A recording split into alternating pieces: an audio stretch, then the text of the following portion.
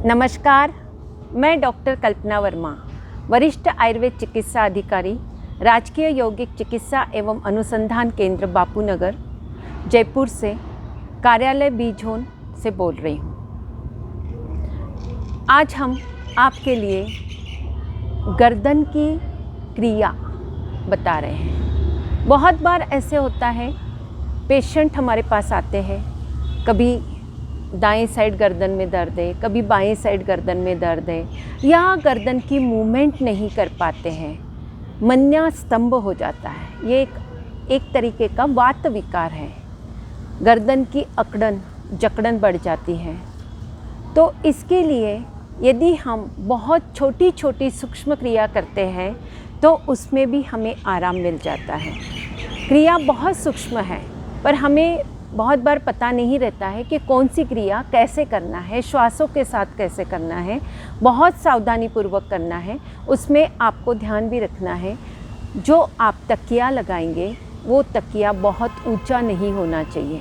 कोशिश करें बिना तकिए, और यदि तकिया भी लगाना है तो ये इस गैप के अंदर ही आपको एक पतला सा तकिया लगाकर आपको सोना है। बैठते वक्त भी हमेशा रीढ़ स्तंभ सीधा ही रखना है, बहुत झुककर काम नहीं करना है। आजकल कंप्यूटर पे लगातार बैठे रहना, ऑफिस वर्क फ्रॉम होम, ये सारी समस्याएं हमें सर्वाइकल स्पॉन्डिलाइटिस का विकार करती हैं। तो आइए, ऑफिस में बैठे बैठे चेयर एक्सरसाइज आप कर सकते हैं। ये बहुत छोटी छोटी सूक्ष्म क्रिया है, वो हम आप तक पहुंचाने की कोशिश कर रहे हैं। आइए, क्या क्या कोशिश करना है। आपको ऑफिस में भी कुर्सी पर आराम से बैठ लेना है। अब श्वास लेते हुए, और जिनको बहुत ज़्यादा सर्वाइकल का प्रॉब्लम है ना, वो बहुत आगे भी नहीं झुकना है। जितना आप कर सकते हो अपनी शक्ति के अनुसार करना है।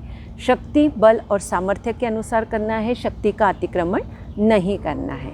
आइए, कैसे करेंगे। श्वास लेंगे, धीरे धीरे गर्दन के भाग को पूरा, और श्वास छोड़ते हुए धीरे धीरे ठुड्डी कनकुब के लगाएंगे। श्वासों के साथ पूरा श्वास लिया, श्वास छोड़ा, ठुड्डी कनकुब के लगाए। ये आपको 5-5 बार करना है। यहाँ हम सिर्फ 1 या 2 बार करके दिखाएंगे। अब श्वास छोड़ेंगे, धीरे धीरे दायां कान दाएं कंधे को स्पर्श करेंगे। पूरे मसल्स में कितना खिंचा होता है उसे आपको महसूस करना है। बीच में आएंगे। हर क्रिया आनंद के साथ, मनोयोग के साथ करना है। फिर श्वास छोड़ें, गर्दन को बाईं ओर, फिर बीच में आ जाए श्वासों के साथ, यानी श्वास लिया और श्वास छोड़ा। पहले धीरे धीरे, पहले दिन आप 2-2 बार कर लें, फिर धीरे धीरे उसको बढ़ाएं। इस प्रकार बढ़ाते जाए और आप हर क्रिया का आनंद लेते जाए। आइए, बाईं ओर। अब धीरे धीरे श्वास छोड़ते हो, उसके लिए आप घुटने का सहारा भी ले लें, और धीरे धीरे अपने गर्दन को इस प्रकार इतना पीछे की ओर लेके जाना है कि आपकी ये ठुड्डी और ये कंधा पास पास आ जाए, एक लाइन में आ जाए ऐसे। फिर बीच में आ जाए, फिर दूसरे साइड से, फिर बीच में आ जाए। श्वास लिया और श्वास छोड़ते हुए, फिर बाईं ओर, विश्राम। ये गर्दन की 4 क्रियाएं आपको हमेशा करना है। अब उसके बाद ठुड्डी कनकुब के लगाना है। इस प्रकार धीरे धीरे श्वास लेते हुए धीरे धीरे गर्दन को दाएं से बाएं, ग्रीवा चक्र ऐसे करना है। फिर वापस धीरे धीरे बाएं से दाएं गोलाकार घुमाते रहना है। इसमें आपको बहुत सावधानी पूर्वक करना है, बहुत धीरे धीरे करना है।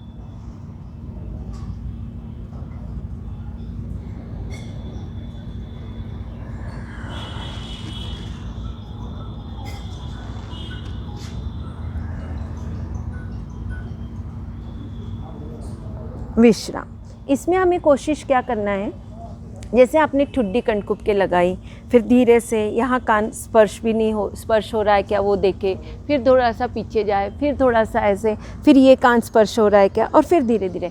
बहुत बार ऐसे होता है लोग चलते फिरते बहुत तेज़ी के साथ ऐसे ऐसे ऐसे गर्दन घुमाते, ऐसे नहीं करना है, बहुत सावधानी पूर्वक करना है।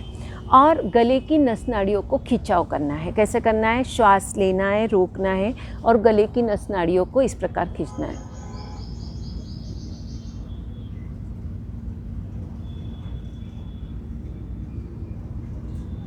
फिर श्वास छोड़ते हुए धीरे, श्वास लिया, रोका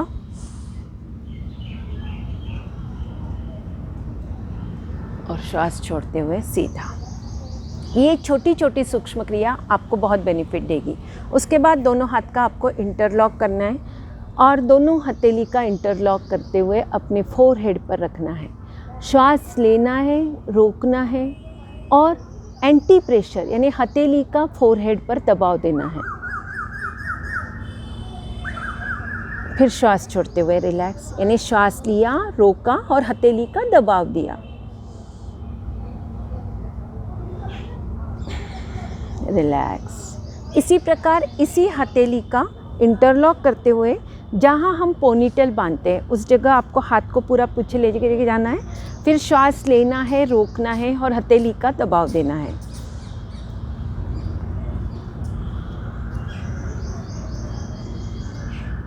फिर रिलैक्स करना है। एक बार और।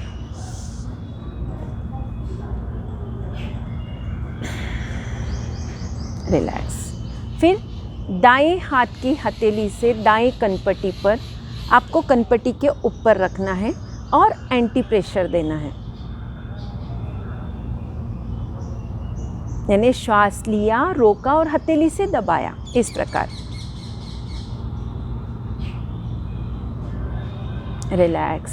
फिर दूसरे हाथ से यानी बाईं हथेली का बाईं कनपट्टी पर।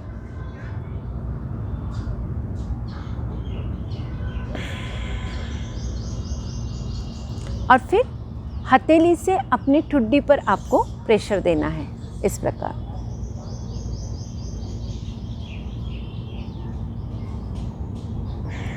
फिर दूसरे हाथ से भी आप कर सकते हैं। जैसे श्वास लिया, रोका और हथेली को प्रेशर किया। चाहो तो आप दोनों हथेली से कर सकते हो। रिलैक्स। और इसके साथ साथ आप कंधों की भी एक्सरसाइज कर लेनी चाहिए। कंधों के लिए हम अलग से, आपको फ्रोज़न शोल्डर के लिए अलग से करेंगे, पर इसमें हम अपने कंधों को यानी श्वास लेते ऊपर किया और फिर श्वास छोड़ते ऊपर नीचे, ऊपर नीचे। इसको हम कंधों के साथ, जैसे श्वास लिया, रोका और फिर हाथ भी घुमाए, श्वास लिया, रोका। इसको हम क्लॉकवाइज डायरेक्शन में करेंगे। 3-4 बार इस प्रकार कर लें। और एंटी क्लॉकवाइज करने के लिए जैसे श्वास लिया, रोका, तो इससे हमारे कंधे और गर्दन की मांसपेशियों और उसकी अकड़न और जकड़न दूर हो जाती है। इस प्रकार आपको कंधों को ऊपर नीचे करना है। रिलैक्स कर लेंगे और दोनों हथेलियाँ, यानी इसमें हमें स्कंध का चालन भी कर लेना चाहिए, जिससे हमारे गर्दन की मसल्स में रिलीफ में। दोनों हाथ अपने इस प्रकार आपने रखे, दोनों कोहनियाँ मिला ली। श्वास लेते हुए धीरे धीरे कंधों को, कोहनियों को ऊपर, श्वास छोड़ते हुए नीचे। श्वास लेते हुए क्लॉकवाइज डायरेक्शन में ऊपर लेके गए और श्वास छोड़ते हुए धीरे धीरे नीचे लेके आए। ऐसे क्लॉकवाइज आपने 5 बार किया। फिर नीचे से ऊपर एंटी क्लॉकवाइज भी कर लिया। तो इस प्रकार ऐसे छोटी छोटी सूक्ष्म क्रिया आप बैठे बैठे ऑफिस में कर सकते हैं और उससे निश्चित आपको फ़ायदा मिलेगा। ये छोटी छोटी सूक्ष्म क्रियाएं करें और गर्दन के दर्द से निजात पा लें। बहुत बहुत आपका धन्यवाद।